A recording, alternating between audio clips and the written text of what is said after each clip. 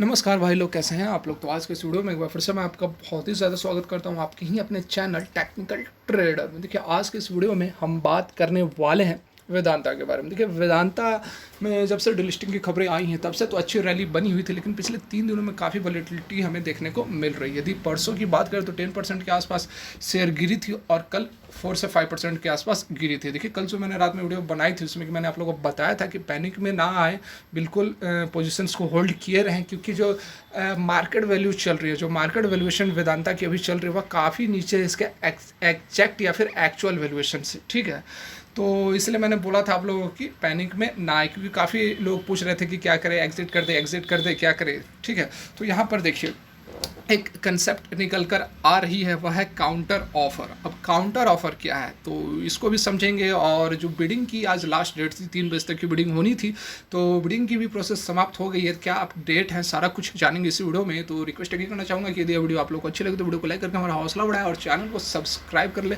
Genuine और latest information पाने के लिए। तो चलिए वीडियो को आगे बढ़ाते हैं। तो यहाँ पर आप देख सकते हैं पिछले 3 दिनों में यहाँ पर देखिए कितनी हाहाकार मची हुई है। जो रिटेल इन्वेस्टर्स है काफ़ी पैनिक में आए हुए हैं और काफ़ी डाउट्स उन्हें हो रही है कि क्या अब उन्हें एग्ज़िट कर लेना चाहिए, क्या यह जो गिरावट है वह बहुत अभी आगे बढ़ने वाली है। तो देखिए, मैं आप लोगों को समझाता हूँ अब आपको करना क्या है और क्या अपडेट आए हैं, काउंटर ऑफर वगैरह क्या है।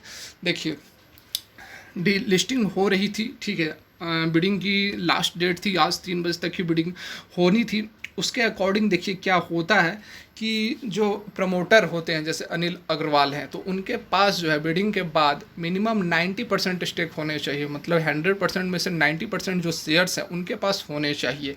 एक तो ये कंडीशन है, और दूसरी कंडीशन यह है कि मैं बता रहा हूँ कि डिलिस्टिंग सक्सेस होने के लिए एक तो ये कंडीशन हो गई, और दूसरी कंडीशन यह है कि जो ऑफ़र प्राइस और जो डिमांड प्राइस है, मतलब कि जो वेदांता की तरफ से ऑफर की जा रही है, जैसे कि फ्लोर प्राइस तो 87.50 सेट की गई है, लेकिन उससे ऊपर होती है, फ्लोर प्राइस पर नहीं होती है डिलिस्टिंग, लेकिन उससे ऊपर जो डिलिस्टिंग होगी उधर से जो ऑफ़र किया जाएगा और इधर से जो डिमांड है उसी को रिवर्स बुक बिल्डिंग प्रोसेस कहते हैं।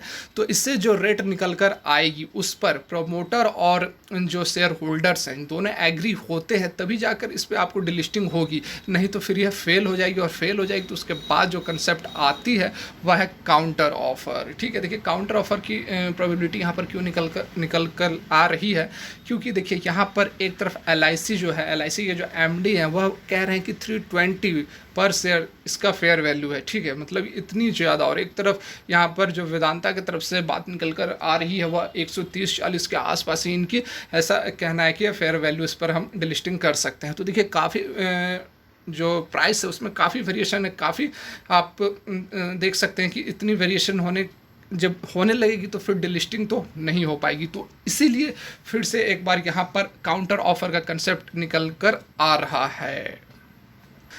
देखिए, जो प्रोसेस निकल कर आएगी, जो बिडिंग की जो एग्जिट प्राइस निकल कर आती है, वह यदि वह प्राइस एक्सेप्ट नहीं होती है तो उसके बाद एक प्राइस आती है जिसको कि हम कहते हैं काउंटर ऑफर। काउंटर ऑफर में क्या होता है कि एक प्राइस सेट किया जाता है जो कि उसके बुक वैल्यू से ऊपर होती है। ठीक है, बुक वैल्यू से ऊपर होगी और जो प्राइस बुक बिल्डिंग प्रोसेस से निकल कर आई है उससे भी ऊपर होगी। ठीक है, तो वहाँ पर यदि इस ऑफ़र को एक्सेप्ट कर लिया जाता है, जो शेयर होल्डर्स है उसे वे इन ऑफ़र को मान लेते हैं, इस ऑफ़र में जो प्राइस सेट की जाती है उसे मान लेते हैं, तो फिर डिलिस्टिंग हो जाएगी। यदि इसे भी नहीं मानते हैं तो फिर वापस से ये डिलिस्टिंग प्रोसेस ख़त्म हो जाएगी और जो शेयर्स जो थे वो वापस डीमैट अकाउंट में आ जाएंगे।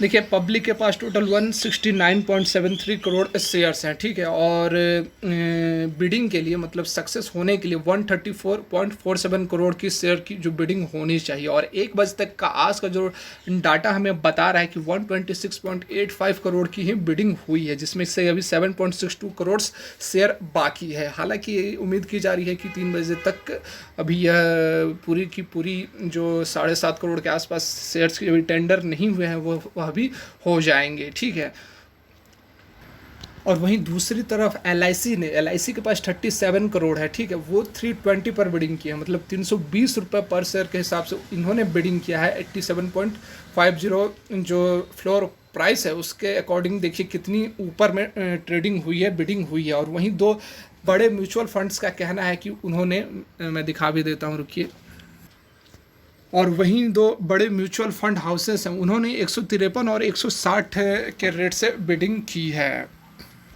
देखिए 13 तारीख को, आज हो गई 9 तारीख, और 13 तारीख को हमें पता चलेगा कि जो बिडिंग प्रोसेस है, मतलब कि जो एग्जिट प्राइस सेट की गई है वह एक्सेप्ट करते हैं या नहीं, मतलब कि वेदांता ग्रुप एक्सेप्ट करती है या नहीं। यदि एक्सेप्ट नहीं करेगी तो 13 तारीख को यह एक काउंटर ऑफर के साथ आएंगे, एक प्राइस के साथ आएंगे जो कि बुक वैल्यू से ऊपर होगी, ठीक है। उसके बाद देखिए, और 16 तारीख को हमें पता चलेगा, 16 अक्टूबर को हमें पता चलेगा कि जो ऑफ़र प्राइस था वह भी एक्सेप्ट किया गया है या नहीं, या फाइनली यह पता चलेगी कि डिलिस्टिंग प्रोसेस जो थी वह सक्सेसफुल हुई या नहीं। यदि सक्सेसफुल हो जाती है तो 10 दिनों के अंदर जिन्होंने भी टेंडर किया होगा, जिन्होंने भी बिडिंग की होगी, ध्यान से सुने, जिन्होंने भी बिडिंग की होगी उन्हें 10 दिनों के अंदर प्रमोटर पे कर देंगे, ठीक है। और जो नहीं किए होंगे, जो अप्लाई नहीं किए होंगे, जिन्होंने बिडिंग नहीं की होगी, उनके पास भी 1 साल तक समय रहेगा। जो एग्जिट प्राइस या फिर जो प्राइस फिक्स किया गया शेयर होल्डर और प्रमोटर की तरफ से, जो प्राइस फिक्स की गई, एग्जिट प्राइस जिसे कहते हैं हम, डिलिस्टिंग प्राइस,